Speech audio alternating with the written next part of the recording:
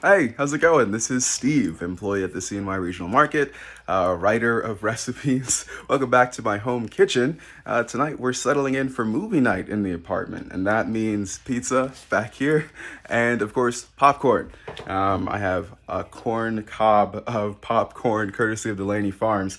But this week we're actually talking about dried herbs, and the reason why I wanted to make popcorn is because one of my favorite things to do with dried herbs is make seasoned salts. Seasoned salts are great to have on hand because they're really good for sort of blank canvas cooking.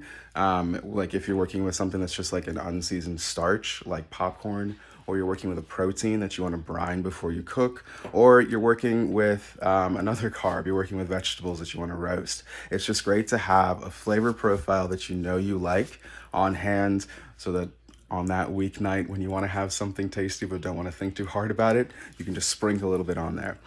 This right here is a combination of salt, MSG, marjoram, thyme, garlic powder, onion powder, black pepper, and some other nice things. I think there might be a little bit of cayenne in there too. But just something that just a savory pop. It's called savory pop for a reason. Something I like to throw on top of popcorn. I want some savory popcorn. Couple of tips for your seasoning salts. Even when you're making a sweet spice mix, like the one I have right here, you want more salt than you think you're gonna need, especially if you're putting in something on especially if you're putting it on something like popcorn, which doesn't have really much flavor of its own when you cook it. Another tip when it comes to using dried herbs, especially in an application like this, you want to use more than you think. Dried herbs can be really potent if you're rehydrating them in something like a soup, a stew, a stock. But in the case of this application where they're just going to be getting steamed through, and most of what we're going to be feeling or tasting, smelling, is the aroma of those dried herbs. You want to use a little bit more so you can make sure you can get them in there. By there, I mean your nostrils. Okay, I'm gonna pop the popcorn and then show you how to put salt on it, I guess. So really, it's not too complicated. You just take like a little paper lunch bag. You put the corn cob in there. You fold it over, and then you put it in the microwave for a little bit. What you can do is you can put a little of oil in there so that anything you add later on adheres better. But I'm actually going to do that after I pop the popcorn. I'm going to put this in for about a minute.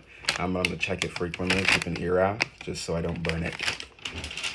Okay, so that ended up going for 90 seconds instead of a minute. I think my cobs are getting a little bit stale. But as you can see, here, let me turn you around. As you can see, it's all popped off the cob for the most part. It's very hot in there, so as you can see from the steam, I'm not gonna get in too close. But I am gonna pop this in a big mixing bowl and get to seasoning. Like I said, just a bit of oil. Oops, dropped the cap. Kids found it. This is also from the market. Gonna just drizzle that over top. And then I'm gonna hit it with a big old pinch of the savory pop. There we go. Always needs a bit more than you think it would. Remember, this is not seasoned at all, so go to town. It's also a great excuse to practice your salt pinches.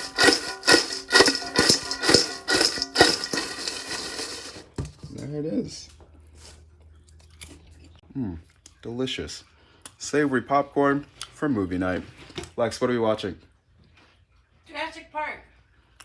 I hate that movie. Let's go.